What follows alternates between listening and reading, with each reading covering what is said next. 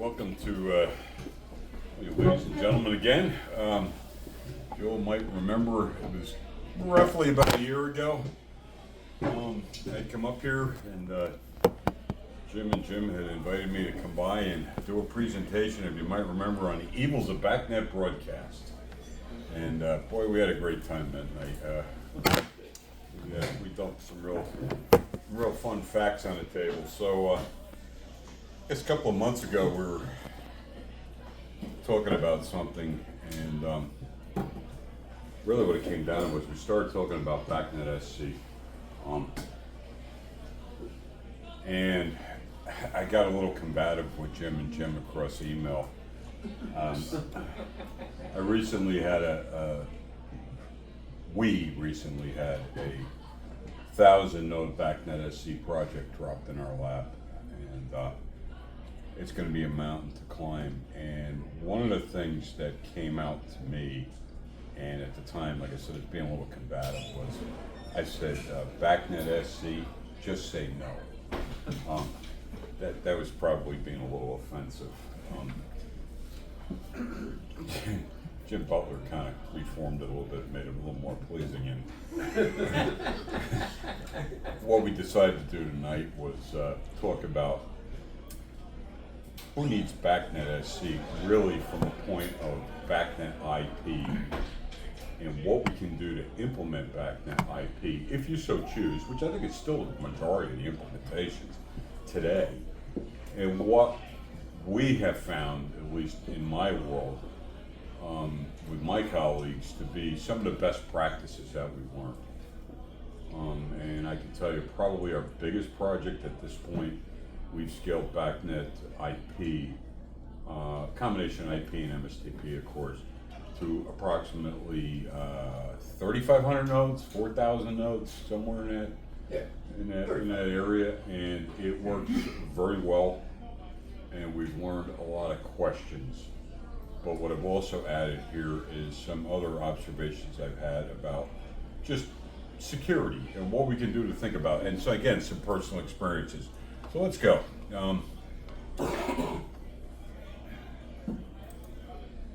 Okay, so who am I? All right, I'm Mike David. I work for Siemens. My current role is I'm a senior network integration engineer. I've been with Siemens now 32 years, I believe.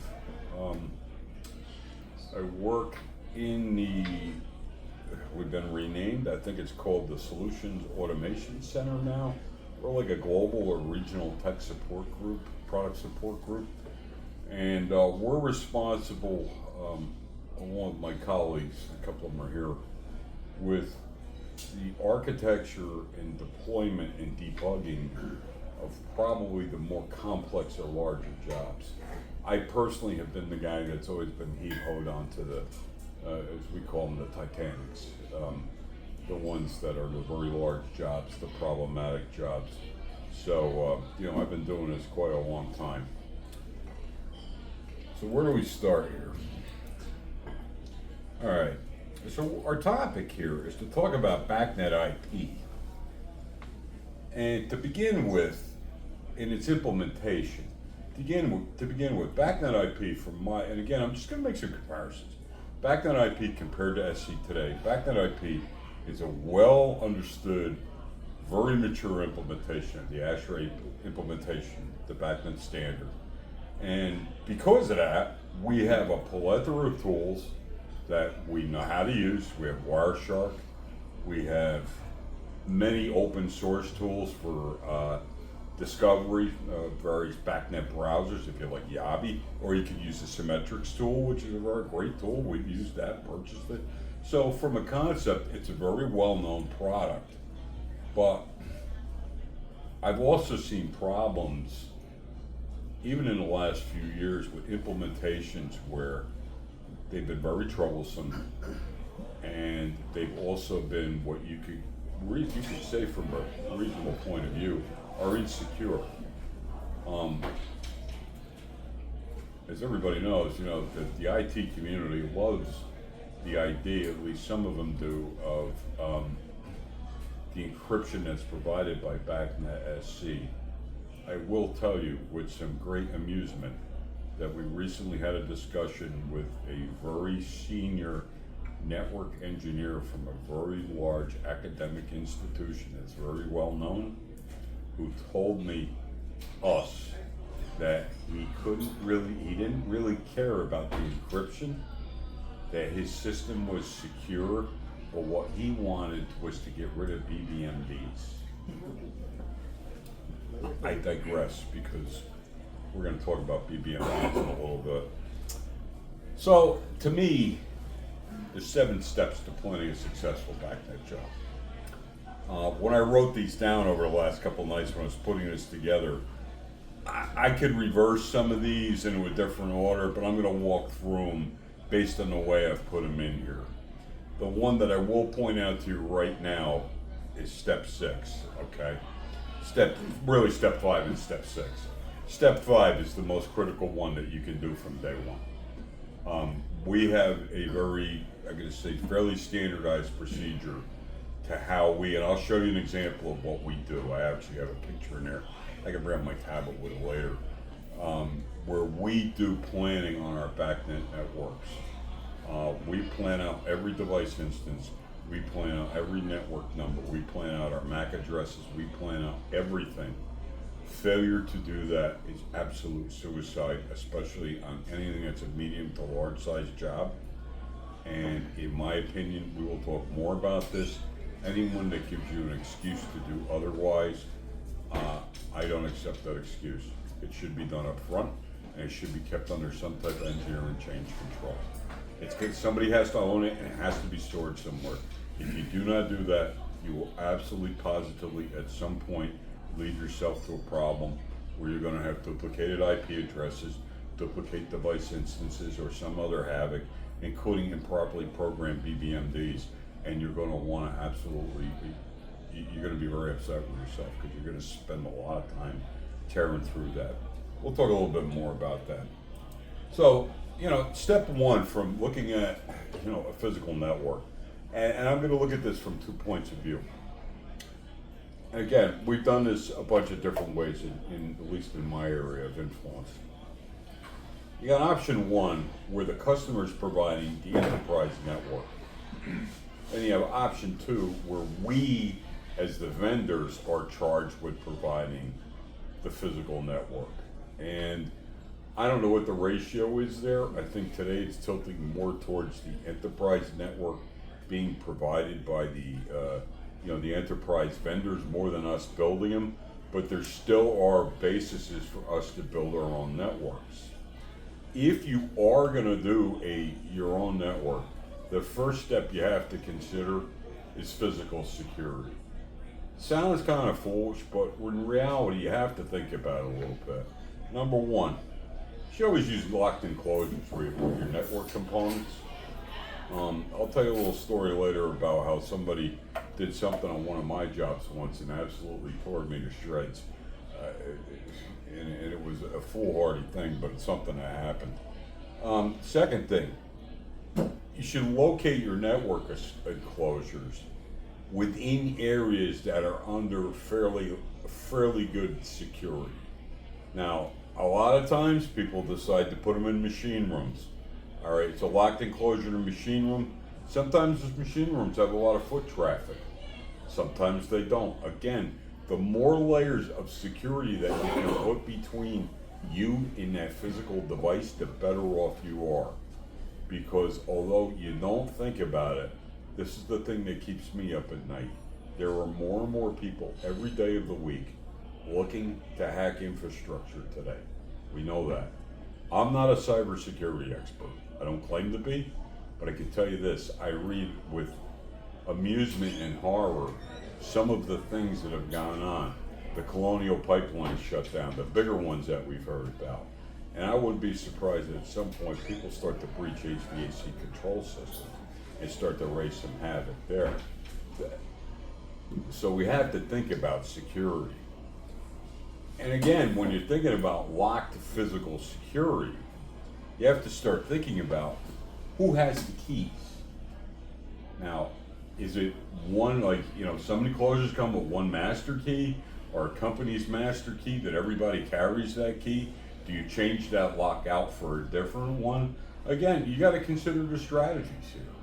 And physical security is your first step. If a person can't get to your equipment to start plugging their gear in behind your back, believe me, it's going to cut a lot of their ability to hack you. So step one is I have to lock the equipment up.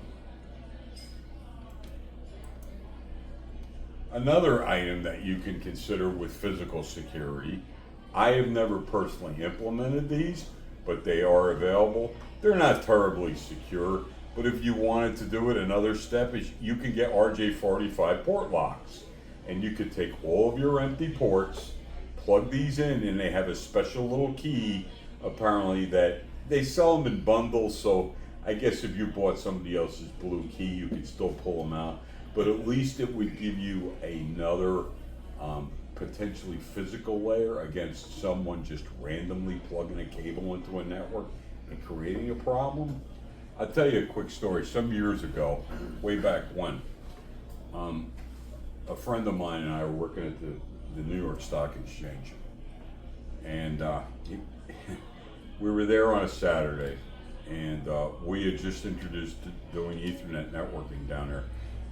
And even at that time, it wasn't even BACnet IP. We were using proprietary protocols. This friend of mine, without even telling me, opened a physical enclosure that the key was stuck inside, that the key was just hanging there. And I don't believe he had malice in his mind, but he had misinterpreted something he was told to do. Opened it, because the key was in there, took two ports that had no locks in them, and looped them with a cable. And there was no RSTP on the network. And at that point, he brought all the equipment down and made for a very long afternoon. Had the keys been in somebody's hand, and had the physical port locks been in the switches, that probably wouldn't happen. So there is some logical reasoning to this, at least from my point of view. I need a bat, Albert, I think I need a battery for this. I need a battery for this.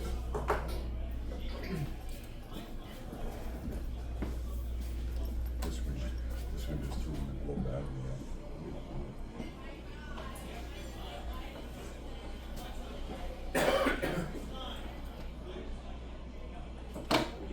Recording in progress. I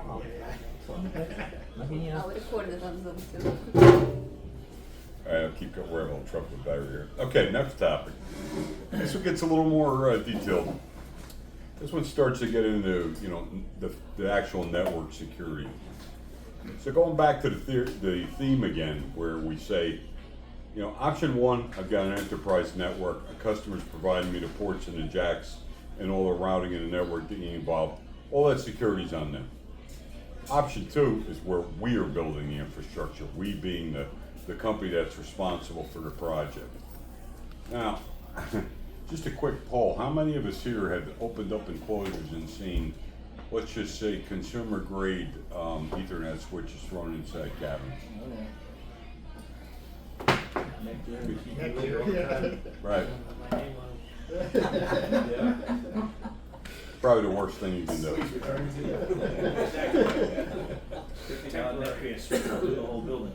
Probably, and will it work? Absolutely it will. Is it the best choice? Probably not. Unfortunately, what you're facing usually is a cost problem. Within the team I work with, a few years ago, yeah, we're good now. Sure. Excellent. There was a big change that came about where we went away, at least company-wide within the region I'm with, where we stopped that process where people would just go to a local Best Buy or Staples or what have you and buy switches, throw them in cabinets and loop cables through. You still do find them yet, right, Larry? I mean, once in a while you find them. Well, what the company decided to do is the company decided to start going with engineered solutions. And the team that I'm with actually does that. I don't personally do it anymore. We have another group of team members that do it. And what we use for products is we go with managed switches from a reliable industrial source. And I'm not here to pitch anybody's product. Moxa makes them, Siemens makes them. There's a few other, if you looked up industrial switches managed, there's probably 24 manufacturers, if not more, out there. The key to that is, number one, it's an industrial product that's rated for a higher temperature range, which may or may not be a concern for you. Number two, I would absolutely advise you to buy something that's managed, because at least you can get some kind of view into what's going on those ports. Number three, with the managed function, and this is where it starts to enhance security, if you buy the right products that are managed switches, you can begin to start doing MAC address restrictions. Now, there's two ways to go about that. You know, option one is you can go to IEEE 802.1x authentication. I'll be honest with you, that's a little complicated for what we all do here. I think your better choice is to take your managed switch and to just take your unused ports and just disable them in the browser, so that no one can walk up and just plug their laptop in and start browsing the stuff on your network. And believe it or not, that's a risk, because you never know who's going to do what anymore. So the biggest things with the network security is, number one, you're going to have to make that decision that you're going to invest in something that's not a Netgear consumer grade product. A point I will make here that I don't believe I put in this particular presentation, but the other problem with companies like Netgear, and I don't know if you just heard this, but there is, I believe it's a Netgear NAS product that was sold for quite a long time that is now considered to be end of life. They don't even sell it anymore. That product has a known security vulnerability in it that allows basically root access and remote code execution in a very, very simple process.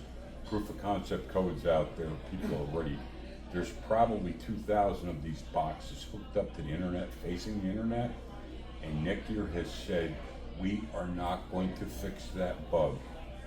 The only choice the customer has is junk their product or take it off the internet. Well, when you got somebody that's looking at their product security from that perspective and saying, we're not gonna fix what's broken, why would we be buying their Ethernet switches to plug our devices into when we're trying to get some level of security? Does that make sense? That's why I say stay away. And again, it wasn't part of this particular slide, but it just popped into my head. What do most people use when they're doing internet, firewalls? I mean, I'm sure a lot of people, again, go over to Best Buy, they go to they go and they buy a Netgear or whoever, TP-Link or whoever it is. There's been a lot of problems with them too from a security standpoint. We personally, there's two different schools of thought within the team that I work with. I know some of the guys buy Cisco products. It's a pretty expensive product and usually requires fairly significant experience to implement them. I don't know how many guys here have ever heard of a company called BACnet. Yeah, that's what I use. Fantastic product. A lot of great books out there, a lot of great user forums. We love them. They had their own security problem at one time. It was found, they fixed it, and they made sure they backported that code to all the old revs. I like them as a company, something you might want to take away. If you want to do routing and you want to do firewalling and you want to do it on a very inexpensive basis, I would recommend that you take a look at BACnet. They're not a bad company. And they have everything from a $49 box to a $5,000 box, depending on how much routing you want to do and what you want to handle. And you can now mirror the ports, so for diagnostics, so you have lots of panels going to one central thing in the middle, one port. They're really fantastic. They're fantastic products. They really are. Any questions so far? All right. Now we get into one of my favorite things, software security. Okay, how many people have put in Windows-based systems, whether it be workstation or server, and seen where they have never been patched after installation? Fairly well known in the industry, right? Probably the worst mistake we can make. As the first line says here, you know, no matter what flavor of BACnet it is, I don't care whether you're going to use IP, SC, MSDB. Good software and operating system security is absolutely vital. And the first line right here says it all. Patch, patch, patch. Because failing to apply security patches is the easiest way to get breached or get hacked. And I'd like to tell you a quick story. So I had a customer who anybody remember Windows clustering? Back when you had clustering machines, I had a customer who put a Windows cluster in. It was in a banking institution in Manhattan. It was their world headquarters. It was a big, gigantic system. And we put that cluster in, and they said for security purposes, they wanted to air gap it from the internet and therefore allow no remote access, no nothing.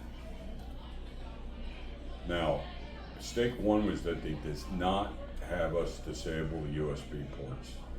They should have just literally taken all the USB ports out.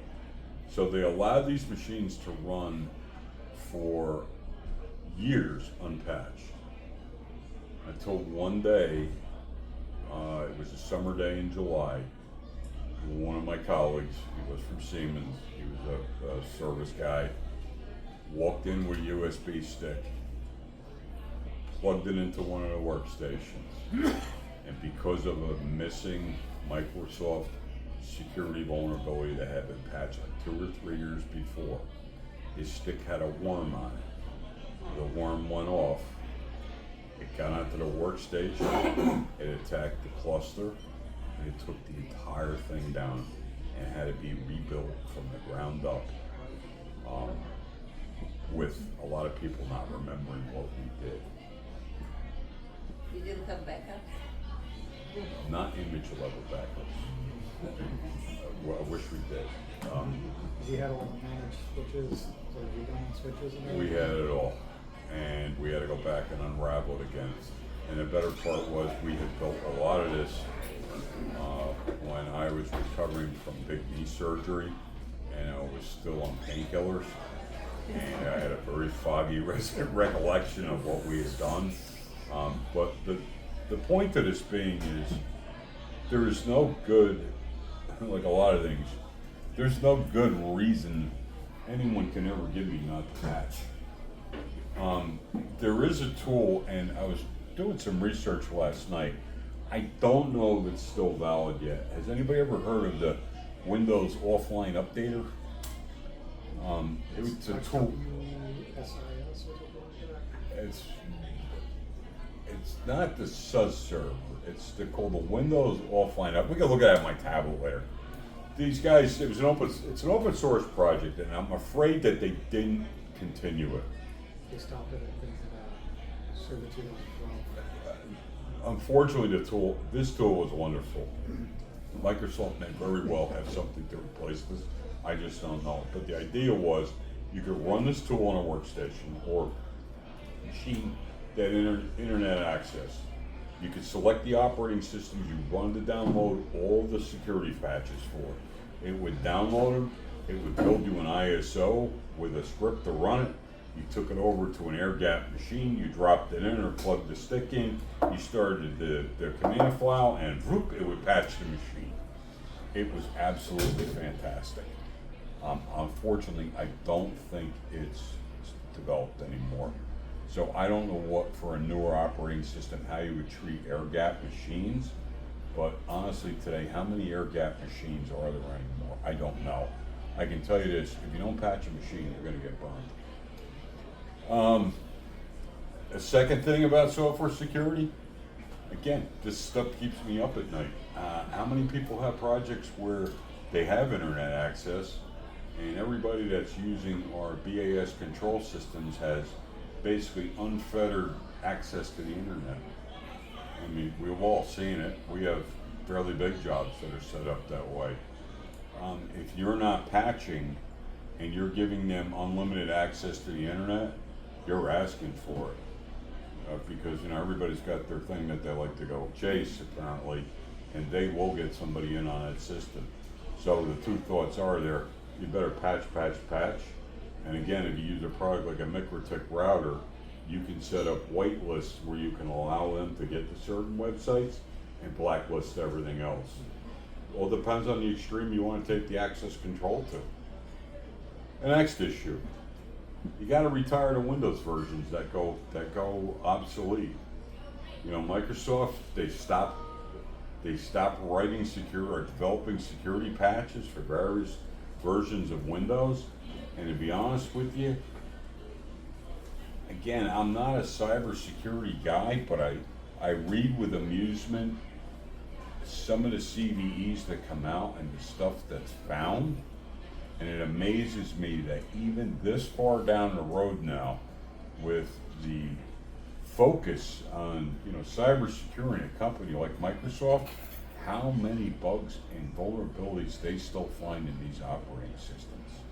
And what that tells me is, if I'm running an older version of Microsoft Windows and I have people either connecting to the internet with it or in some way facing the internet, and it's a deprecated version, it's no longer getting security patches written for, I am asking for trouble. So those that run the old versions, you're gonna have to start talking to them about ripping them out. And the biggest one that's coming down the road is Windows 10 next October. That'll be done. You will not be able to get security patches for it anymore. I think you can buy extended. I think they're changing their mind on that, but still in a way you have to start thinking about getting around it. Another good thing, you want to consider running a good antivirus or malware package. Windows Defender is actually a pretty decent product, I think, but you may want to consider running something beyond it. At a minimum, you have to, again, going back to patch, you have to make sure that Windows Defender is kept updated with its updated signatures. If you don't update it, what good's it going to be for you? And again, something I've seen, don't turn the Windows firewall off. If you can, leave it on and implement the firewall rules that you need to do for a job. And if you can, create yourself a batch file so that you know the known ports that you use for your typical projects, and you run it on a job to poke the holes in it for you. I've seen far too many projects where they're not being controlled by an enterprise group policy, and they'll just disable the firewall and leave the thing wide open, and you're asking for somebody to attack you. The bottom line is, failure to patch a Windows machine is asking to be hacked. Even systems that are air-gapped from the internet have to be patched. They have to have their security, their Windows Defender security packages updated, and you got to keep them current. If you don't, you're going to wind up like me. Somebody's going to call you on a July afternoon, and you're going to have a system where they turned it into garbage for you. Another consideration. So this gets back to, and now we're going to start heading down the road. So we've covered the physical security that can be implemented. We've covered briefly from a very top level the network security, choosing the right network product, some of the choices you can make, and also the software security. Now we're going to start talking about, in this environment, is VLAN engineering and the security considerations for that. Now this applies to both a project that might be done by a company, like a BAS company, a large project, or even when you're potentially talking to the IT folks or the enterprise folks that are asking you, what do you need? One of the considerations I like to make, now, because this helps you down the road later when we start talking about broadcast shaping. When I start to define my VLANs, I sometimes create VLANs that are strictly for integration devices. Another VLAN that might have my field panel controllers, as we call them, on them, and another one that has my HMI running on it, my actual PAS HMI application. The first trick there is by using the right firewall, and they're going to ask you the firewall rules that you want. By controlling the access between those VLANs where they don't need to see each other, you're giving them isolation from each other. Secondly, if you're defining the path between them and your BAS server for broadcast shaping, again, you're cutting down the potential points and ways that people can poke and get their way in. So when it comes to VLANs, I know some people like to build very large VLANs with like 16-bit subnet masks. That's crazy. I like to say, don't ever make your subnets and your VLANs any bigger than 24 bits. Don't do that. And if you got that many devices, start thinking about how you're going to chop them up and create different groups so that you can later on control the traffic. And as a side benefit to that, when you do that, you start isolating things into containers. If you start getting an unruly device that starts a broadcast storm in the BACnet world, you're going to contain it to that VLAN and not potentially blow up the rest of your system, especially if you do asymmetric broadcast shaping.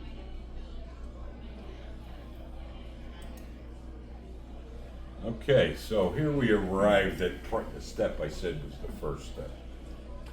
And here's where I'm going to go up on a little soapbox. I have seen more jobs with problems, more projects that have problems from a BACnet perspective due to a lack of BACnet planning than I have seen any other problem.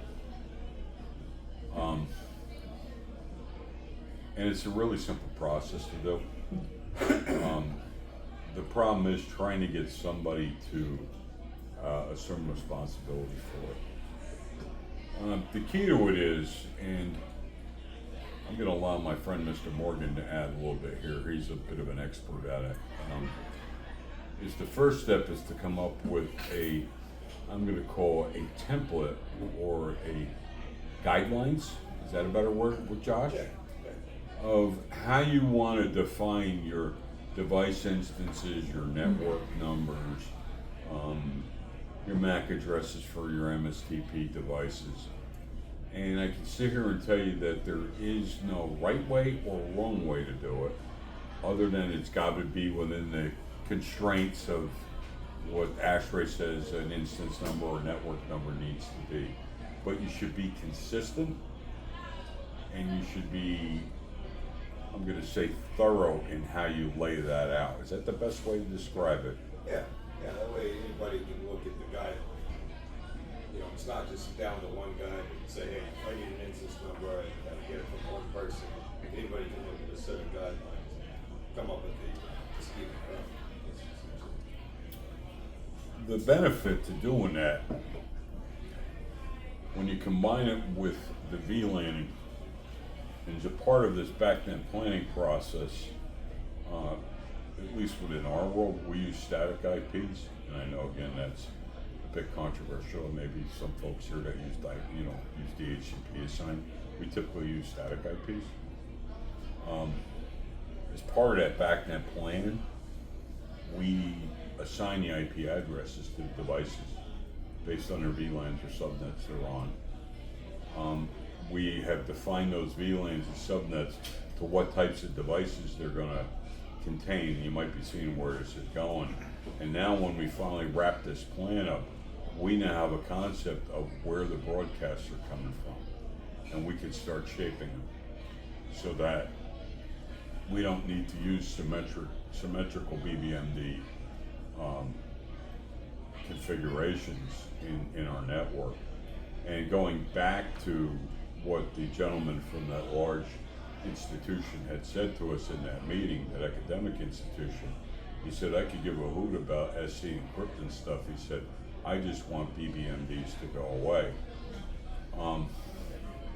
This is where I get up on a soapbox, and Larry and I were actually talking about this last night a little bit.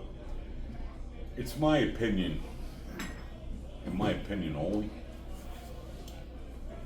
that there's absolutely nothing wrong with BACnet IP, nor its BBMDs. If BACnet IP is properly planned and you take the time to understand the shaping of broadcasts, as we've discussed, Mike Newman was the guy that actually brought us to that quite a long time ago, I think in 2017. If you do those steps, you shape your traffic, and you well define your BBMDs as to where they're going to be, what their BDT tables are. Here's a plug for the Symmetrics guys. You buy the Symmetrics hardware BBMD. It's a physical black box device. You put it out in the network, and the best part about it is you have to go to it and use a separate port to change its configuration so nobody can tamper with it. If you follow those steps, typically the BACnet IP broadcasts are, in my opinion, not a concern. Not even for the networking guy. I mean, if you have a malfunctioning system where you've got, we came up with some of the reasons the last time I discussed it. You see broadcast rates roughly of 200 and 300 BACnet IP broadcasts per minute. You start raising your eyebrows. But at that point, you need to go fix that problem. Go find out what's chattering, what's spewing it, and fix it. Because in a properly engineered BACnet IP system that's been cleaned up, your broadcast rate should be no more than 100 a minute. And no network engineer is ever going to bark at you for 100 broadcasts a minute. I can't see where he is. I really don't. That's my opinion, but that's the part to this. You know, we're calling it securely doing BACnet IP. Yes, that's one of the reasons why we're discussing this. But the other part is what we're saying is, here's BACnet IP good practices. And to be honest with you, again, my opinion, I get very tense sometimes, the best way to put it, when I see implementations that are broken because of 2 and 3 BBMDs on the same subnet, people not knowing where the BBMDs should be, all the way down to people having BACnet plans on the back of lunch bags. That to me, the days of that are gone. And if we even, you know, and here's the thing, and I'll just go out on a limb here. You treat SC with the same type of disregard, I think your life may even become more difficult. I can see where it might. So the summary to that is, when we do this, we need to plan it, design it, document it, and think about it. And if we do that, we typically put in a BACnet IP system that's reasonably secure, that runs reasonably well, and gives us very little to no problems. That's been my feeling. So here's just, and I didn't realize I couldn't use my tablet. If anybody wants to see an example of a BACnet plan, I've got Josh's from the job that we're working on right now. I can show you the physical tabs that we have there. It's not proprietary to Siemens. It's not a restricted document. Can I put it online on our website, this presentation? I'll ask my manager. Okay. I'll ask him. Okay. I believe you could. I just want to make sure that they don't want to declare it restricted or something. I'll ask him. I don't see any reason why not. It's not proprietary. So we can look at a plan. If anybody's interested, I'll show you one on my laptop. So, BACnet IP broadcast engineering. We discussed this already, but I'm just going to go. We spent a whole hour and a half, 2 hours last year with me up here, jumping up and down about it. The one thing I can tell you about, and I'm going to summarize IP broadcast engineering, If you want to know more, go back and look at the YouTube video that's posted from my last discussion. If you don't shape your IP broadcast, your BACnet IP broadcasts on a big job, it's not a matter of if, it's a matter of when you're going to have problems. And as we discussed the last time, those problems can be really interesting. They can come down to embedded controllers with really poor non-symmetric BACnet stacks that commit suicide, to devices that run very slow, to all kinds of havoc that are seemingly unfixable until you start measuring the broadcast rate and seeing that at 600, 700, 800 a minute, you start finding these offenders who are clogging the wire with all this traffic, and you eliminate your problems go away. Part of that, to controlling that riot, is to shape those broadcasts so that they only pass to the devices that need to hear them. If I've got a certain group of BACnet controllers that are in this subnet that are sharing data between one another in an HMI, and another group over here that are sharing data between themselves in an HMI, and here, there's no reason in my mind to start making symmetrical BBMD tables to put the broadcast domain within all three of those together. Shape them back so that they're only being passed to the right devices. It's not hard to do. It just takes a little time. Sit down with a table, with a pencil, a piece of paper, however you want to do it. And the more of that you do, the better performing your system is. And my last statement here, and then I'm done. So for those of us that have someone come in who, again, I don't want to offend anybody, but I call them energy charlatans. We have mysterious people that come in and say, XYZ company came in and said they can save us 20%. And I always like to say 20% of what? But they can save us 20% of what? They need, and the first statement is, they need to see every BACnet object on every device in the system. I'm not here to debate whether they do or they don't. I'm not an energy guy. But I think the most insane thing you can do is allow a third party to come and plug into a BACnet IP network, which is inherently insecure by protocol level, and just start polling or discovering devices that they do on their own. Now granted, that's the most convenient way because it takes the work off your back. What I'd like to propose to you is a different way to do this. Our good friends at MSA have a lovely 2-port gateway that's got 2 Ethernet ports in it. It's pretty slick. On one side, you put a BACnet server. My friend shakes his head because he's done many for me. On the other side, you put the BACnet client. You say to the man, the charlatan, what do you want to see? Look, let him give you a list. Get paid to do this. Let's say it's 400 objects, 600 objects, and we've done 1,000 already. In the server side, you give him his 1,000 objects. On the client side, you do the fetch, and what you got yourself is a BACnet firewall between the two. He plugs into his box, into the box, he can't see your network, and you've just done your customer a favor. Because So it truly isolates the networks, the subnets. and it's the best way, in my opinion, to let a third-party guy come in on a BACnet IP network. Because inherently, BTL certified. plug to MSA and it's even BTL certified. So I think that's all I got tonight. Guess it's about an hour and a half, whatever. Anybody have any questions?